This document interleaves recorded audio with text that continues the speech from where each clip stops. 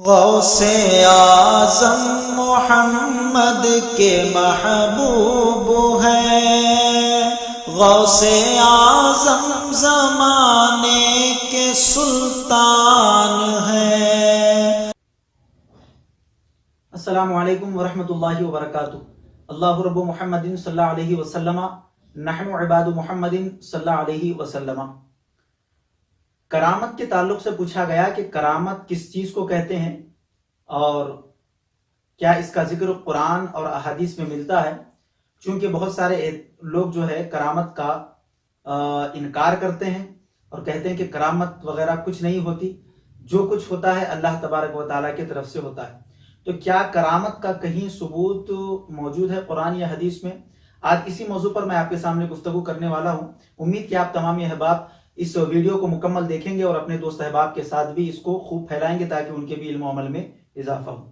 معزز سامعین کرام، کرامت کی بات تب آتی ہے جب ہم ولیوں کا ذکر کرتے ہیں اور ولیوں کی جب ہم کرامت بیان کرتے ہیں جو انہوں نے جس وقت اسلام کے لیے کفار کی طرف سے اگر کوئی چیلنج ہوتا یا کافروں کی طرف سے کوئی آ کر جو ہے نا ان سے چیلنج کرتا کہ اگر آپ یہ کر دیں گے تو میں آپ کا دین قبول کر لوں گا، تو ولی جو ہے اللہ تبارک و تعالیٰ کی عطا سے وہاں پر وہ کام ظاہر کرتے اور وہ بات ظاہر کر دیتے جو وہ سننا چاہتا ہے، وہ جو دیکھنا چاہتا ہے اللہ تبارک و تعالیٰ کی عطا سے، تو اس چیز کو کرامت کہتے ہیں، جس کا ثبوت ہمیں قرآن حکیم سے بھی ملتا ہے۔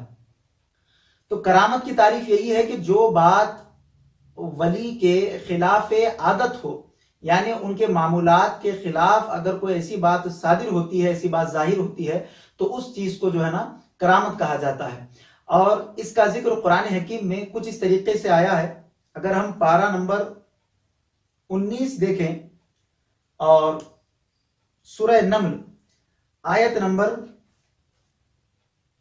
37، 38 اور 39، حضرت سلیمان علیہ السلام کا یہ بڑا مشہور واقعہ ہے جو قرآن قصہ ہے، آپ جو ہے نا اس کو دیکھ سکتے ہیں، آپ پڑھ سکتے ہیں۔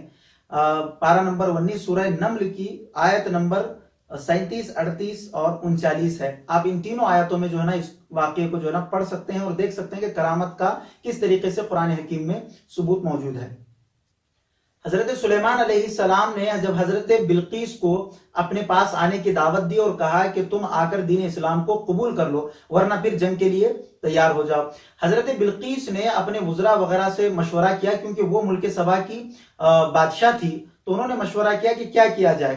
اگر ان سے لڑتے ہیں تو پھر ان کی فوج بہت زیادہ ہے، ان کی طاقت بہت زیادہ ہے، اس لیے کہ یہ جو جنگ ہوگی یہ نبی سے جنگ ہوگی۔ حضرت بلقیس نے جب مشورہ کیا تو سب نے انہیں یہی مشورہ دیا کہ آپ حضرت سلیمان علیہ السلام کے پاس جائیں اور پھر دیکھیں، اگر آپ کو سمجھ میں آئے تو آپ قبول کر لیں، پھر اس کے بعد جو ہے نا آپ کے جتنے بھی پیچھے جو ہے چاہنے والے ہیں اور آپ کے پیچھے جو آپ کی اطاعت کرنے والے ہیں وہ سب کے سب جو ہے نا حضرت سلیمان علیہ السلام کے سامنے جو ہے نا سرنڈر ہو جائیں گے اور ان کا دین قبول کر لیں گے۔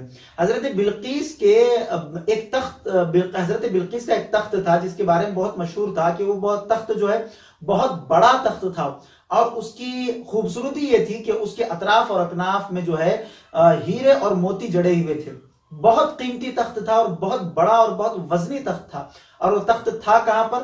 حضرت بلقیس کے دربار میں 7 کمروں کے اندر 7ویں کمرے میں وہ تخت جو ہے لاک کر دیا گیا تھا، یعنی وہ تخت خاص تھا حضرت بلقیس کا، یعنی کمرہ بائی کمرہ، کمرہ بائی کمرہ، اس طریقے سے اگر 7ویں کمرے میں اگر ہم جاتے ہیں تو 7ویں کمرے میں حضرت بلقیس کا وہ تخت تھا، بڑا وزنی اور ایسا تخت تھا کہ اس کے اوپر نظر نہیں ٹھہرتی تھی، ہیرے اور موتی سے جو ہے نا جڑا ہوا وہ تخت تھا۔ حضرت سلیمان علیہ السلام کو جب اس کا علم ہوا تو حضرت سلیمان علیہ السلام نے سوچا کہ حضرت بلقیس یہاں پر آنے سے پہلے اگر ان کے تخت کو میں یہاں پر منگوا لوں تو وہ دیکھ کر حیرت میں پڑ جائیں گی، اور پھر ان کے سامنے اللہ تبارک و تعالیٰ کے نبی کی جو قدرت ہے، اللہ تبارک و تعالیٰ کے نبی کی جو طاقت ہے وہ بھی ظاہر ہو جائے گی۔ حضرت سلیمان علیہ السلام نے مشورہ کیا، آپ کے دربار میں جنات بھی رہتے تھے اور آپ کے دربار میں انسان بھی رہا کرتے تھے۔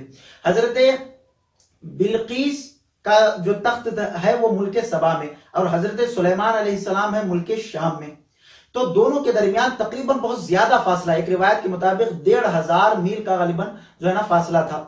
تو یہ اتنا فاصلہ ہونے کے باوجود حضرت سلیمان علیہ السلام یہ چاہتے تھے کہ وہ جب آئیں تو وہ شوق ہو جائیں، وہ تعجب میں پڑ جائیں کہ میرے پہنچنے سے پہلے میرا تخت یہاں پر کیسے پہنچا، اور وہ بھی تخت کہ باہر رکھا ہوا نہیں تھا بلکہ 7 کمرے کے اندر ہر کمرے کو لاک کیا گیا تھا، اور 7ویں کمرے کے اندر وہ تخت جو ہے موجود تھا۔ تو حضرت سلیمان علیہ السلام نے اپنے درباریوں سے مشورہ کیا، کہتے ہیں قال یا ایھا الملأ ایکم یأتینی بعرشہا قبل ان یأتینی من مسلمین۔ حضرت سلیمان علیہ السلام نے کہا کہ اے سردارو، تم میں کون ان کے اطاعت گزار ہو کر آنے سے پہلے اس کا تخت میرے پاس لا سکتا ہے؟ یعنی حضرت سلیمان علیہ السلام اپنے دربار میں سے پوچھ رہے ہیں کہ حضرت بلقیس یہاں پر آنے سے پہلے ان کا تخت لانے کی طاقت کس کے اندر ہے؟ قال عفریت من الجن انا آتیک به قبل ان تقوم من مقامک وانی علیہ لقوی امین۔ ایک بہت بڑے جن نے کہا کہ میں آپ کے مجلس برخاست کرنے سے پہلے اس تخت کو آپ کے سامنے حاضر کر دوں گا، اور میں اس پر ضرور قادر ہوں اور امین ہوں۔ یہ کہنے والا جن ہے جو کہہ رہا ہے کہ آپ کا دربار ختم ہونے سے پہلے میں اس تخت کو لے کر آؤں گا۔ لیکن حضرت سلیمان علیہ السلام نے کہا کہ نہیں، اس سے اور جلدی مجھے وہ تخت چاہیے، یعنی دربار ختم ہونے سے پہلے نہیں بلکہ اس سے اور جلدی مجھے وہ جو ہے نا تخت چاہیے۔ اب دیکھیے کرامت کا ظہور کیسے ہوتا ہے اللہ تبارک و تعالیٰ کی عطا سے۔ قال الذی عنده علم من الکتاب انا آتیک به قبل ان يرتد الیک طرفک فلما رآہ مستقرا عنده قال هذا من فضل ربی۔ جس شخص کے پاس کتاب کا علم تھا اس نے کہا کہ میں آپ کے پلک جھپکنے سے پہلے اس تخت کو آپ کے سامنے حاضر کر سکتا ہوں۔ سبحان اللہ۔ جب سلیمان علیہ السلام نے اس تخت کو اپنے پاس رکھا ہوا دیکھا تو کہا یہ ھذا من فضل ربی، یہ میرے رب کا فضل ہے، یہ میرے رب کے فضل سے۔ یعنی پہلے جس نے کہا کہ آپ کا دربار ختم ہونے سے پہلے میں لا سکتا ہوں وہ ایک جن تھا، تو آپ نے جن کی طاقت کو سماعت کر لیا، آپ نے جن کی طاقت کو دیکھ لیا۔ وہ کہہ رہا ہے کہ آپ کا دربار ختم ہونے سے پہلے میں اس تخت کو آپ کے دربار میں لا سکتا ہوں۔ لیکن جس کے پاس کتاب کا علم تھا وہ نام اسم گرامی ہے حضرت آصف بن برخیہ، اس اللہ تبارک و تعالیٰ کے ولی کا نام ہے۔ ان کے پاس کتاب کا علم تھا، یعنی حضرت سلیمان علیہ السلام کو جو اللہ تبارک و تعالیٰ نے کتاب دی تھی اس کا علم ان کے پاس تھا، اور بعض روایتوں میں آیا کہ یہ آپ کے ریلیشن میں تھے، اور یوں سمجھ لیجئے کہ یہ حضرت سلیمان علیہ السلام کے امتی ہیں۔ تو امتی بشر نے حضرت سلیمان علیہ السلام سے یہ کہا کہ میں اس تخت کو آپ کے سامنے حاضر کر سکتا ہوں آپ کے پلک جھپکنے سے پہلے۔ حضرت سلیمان علیہ السلام نے اجازت دے دی، حضرت آصف بن برخیہ نے پلک جھپکنے سے پہلے اس تخت کو آپ کے سامنے حاضر کر دیا۔ وہ تخت کہاں پر ہے؟ ملک سبا میں، اور تقریباً 1500 میل کا فاصلہ ہے، اور وہ ایسے بھی نہیں کہ باہر جو ہے نا دربار میں رکھا ہوا اس کو اٹھا کر لانا ہے، بلکہ 7 کمروں کے اندر 7ویں کمرے میں جس کو تالے لگے ہوئے ہیں، اور جہاں پر فوج جو ہے نا کھڑی ہوئی ہے اس کی جو ہے نا حفاظت کے لیے، تو وہاں سے حضرت آصف بن برخیہ پلک جھپکنے سے پہلے اس تخت کو آپ کے سامنے حاضر کرتے ہیں۔ حضرت سلیمان علیہ السلام جب اس کو دیکھتے ہیں تو کہتے ہیں ھذا من فضلی ربی، یہ میرے رب کے فضل سے ہے۔ تو معلوم ہوا کہ کرامت کا ثبوت قرآن حکیم سے بھی ہے، اور یہ جو پلک جھپکنے سے پہلے اس تخت کو حاضر کرنے والے ہیں یہ کوئی جن نہیں بلکہ انسان ہے، حضرت سلیمان علیہ السلام کے امتی ہیں۔ اب آپ اندازہ لگائیں حضرت سلیمان علیہ السلام کے امتی کی یہ طاقت ہے کہ وہ پلک جھپکنے سے پہلے 1500 میل کے فاصلے سے ایک بھاری بھرکم جو ہے نا تخت کو حضرت سلیمان علیہ السلام کے دربار میں پلک جھپکنے سے پہلے حاضر کر سکتے ہیں۔ تو پھر وجہ تخلیق کائنات سید الانبیاء، سردار انبیاء، امام الانبیاء جناب محمد رسول اللہ صلی اللہ علیہ وسلم کے امتی ولی کا کیا کہنا کہ جب حضرت سلیمان علیہ السلام کے ولی کے اندر اتنی طاقت ہے تو حضور صلی اللہ علیہ وسلم کے امت کے ولی کے اندر کتنی طاقت ہوگی۔ اب آئیے حدیث مبارکہ کی طرف ہم چلتے ہیں۔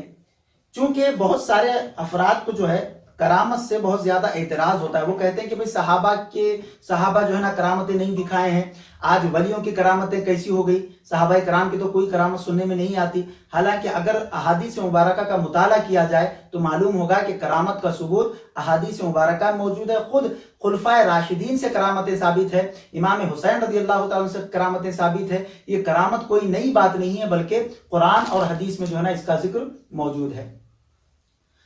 حضرت علامہ ابو نعیم نے دلائل میں حضرت عمر بن حارث رضی اللہ تعالیٰ عنہ سے روایت کی ہے، یہ تاریخ الخلفاء میں بھی یہ واقعہ موجود ہے۔ حضرت عمر فاروق رضی اللہ تعالیٰ عنہ خطبہ ارشاد فرما رہے تھے، یکایک آپ نے درمیان میں خطبہ چھوڑ کر 3 مرتبہ یہ فرمایا، یا ساریۃ الجبل، یا ساریۃ الجبل، یا ساریۃ الجبل، اے ساریہ پہاڑ کی طرف جاؤ، اے ساریہ پہاڑ کی طرف جاؤ، اے ساریہ پہاڑ کی طرف جاؤ۔ اس طرح حضرت ساریہ رضی اللہ تعالیٰ عنہ کو پہاڑ کی طرف جانے کا حکم دیا، اور اس کے بعد پھر آپ نے خطبہ شروع فرما دیا۔ حضرت عبد الرحمن بن عوف رضی اللہ تعالیٰ عنہ نے بعد نماز حضرت عمر رضی اللہ تعالیٰ عنہ سے دریافت کیا کہ اے خلیفہ برحق، اے امیر المؤمنین، کیا بات ہے، آپ خطبہ دیتے دیتے اچانک یا ساریۃ الجبل کا جو ہے نا آواز لگانے لگے، کیا ہو گیا تھا، کیا معاملہ تھا؟ حضرت عمر فاروق رضی اللہ تعالیٰ نے فرمایا، قسم ہے خدا رب ذوالجلال کی، میں ایسا کہنے پر مجبور ہو گیا تھا۔ یعنی میں نے مسلمانوں کو دیکھا کہ وہ پہاڑ کے پاس لڑ رہے ہیں اور کفار ان کو آگے اور پیچھے سے گھیرے ہوئے ہیں، یہ دیکھ کر مجھ سے ضبط نہ ہو سکا اور میں نے کہہ دیا، اے ساریہ پہاڑ کی طرف چلے جاؤ۔ اس واقعے کے کچھ روز کے بعد حضرت ساریہ رضی اللہ تعالیٰ عنہ کا ایک قاصد ایک خط لے کر آیا، جس میں لکھا تھا کہ ہم لوگ جمعہ کے دن، حضرت عمر فاروق رضی اللہ تعالیٰ عنہ جمعہ کے دن خطبہ ارشاد فرما رہے تھے۔ یہ وہی واقعہ ہے جو حضرت ساریہ خط میں نقل کر کر روانہ کیے ہیں۔ حضرت ساریہ کا قاصد خط لے کر آیا اور اس خط میں لکھا ہوا تھا کہ ہم لوگ جمعہ کے دن کفار سے لڑ رہے تھے اور قریب تھا کہ ہم شکست کھا جاتے۔ عین جمعہ کی نماز کے وقت ہم نے کسی کی آواز سنی کہ ہمیں آواز آئی، یا ساریۃ الجبل، اے ساریہ پہاڑ کی طرف جاؤ۔ اس آواز کو سن کر ہم پہاڑ کی طرف چلے گئے تو خدا تبارک و تعالیٰ نے کافروں کو شکست دی، ہم نے انہیں قتل کر ڈالا، اس طرح ہم کو فتح حاصل ہو گئی۔ معزز سامعین کرام، حضرت ساریہ رضی اللہ تعالیٰ عنہ نہاوند میں لڑائی کر رہے تھے، جو ایران کے ایک صوبے میں آتا ہے اور مدینہ طیبہ سے اتنی دور ہے کہ اگر وہاں سے چل کر جایا جائے تو 1 مہینے کی مسافت تھی۔ اب 1 مہینے کی مسافت ہے، 1 مہینے کا فاصلہ ہے اگر ہم چل کر جاتے ہیں حضرت عمر اور حضرت ساریہ کے درمیان میں۔ لیکن آپ دیکھیں اللہ تبارک و تعالیٰ نے حضرت عمر فاروق رضی اللہ تعالیٰ عنہ کو ایسی عطا سے اور ایسے اختیار سے نوازا اور ایسی کرامت سے نواز دیا کہ حضرت عمر فاروق رضی اللہ تعالیٰ عنہ خطبہ ارشاد فرماتے فرماتے آپ نے اس لڑائی کو مشاہدہ کر لیا، آپ نے اس منظر کو دیکھا، اور اس منظر کو دیکھتے ہوئے حضرت عمر فاروق رضی اللہ تعالیٰ نے حضرت ساریہ سے کہا کہ اے ساریہ پہاڑ کی طرف چلے جاؤ۔ تو یہ اللہ تبارک و تعالیٰ کی عطا کے بغیر ممکن نہیں ہے۔ اللہ تبارک و تعالیٰ ہی کی عطا سے نبی معجزہ دکھاتے ہیں، اللہ تبارک و تعالیٰ ہی کی عطا سے ولی کرامت دکھاتے ہیں۔ ہمیں مان لینے میں کوئی مسئلہ نہیں ہونا چاہیے، اس لیے کہ ان اللہ علی کل شیء قدیر، اللہ تبارک و تعالیٰ ہر شے پر قادر ہے۔ تو اس میں ہمیں کوئی سوال کا مسئلہ ہی نہیں رکھنا چاہیے کہ یہ کیسے ممکن ہو سکتا ہے۔ جب اللہ تبارک و تعالیٰ بغیر ماں باپ کے حضرت آدم علیہ السلام کو پیدا فرما سکتا ہے، تو پھر کیا یہ کون سی بڑی بات ہے کہ اللہ تبارک و تعالیٰ اپنے ولیوں کو کرامتوں سے نواز دے، نبیوں کو معجزات سے نواز دے۔ بس ہمیں علم دین حاصل کرنے کی ضرورت ہے اور قرآن و حدیث کو جو ہے نا صحیح طریقے سے پڑھنے کی ضرورت ہے۔ امید کرتا ہوں کہ سوال کا جواب مکمل ہوا۔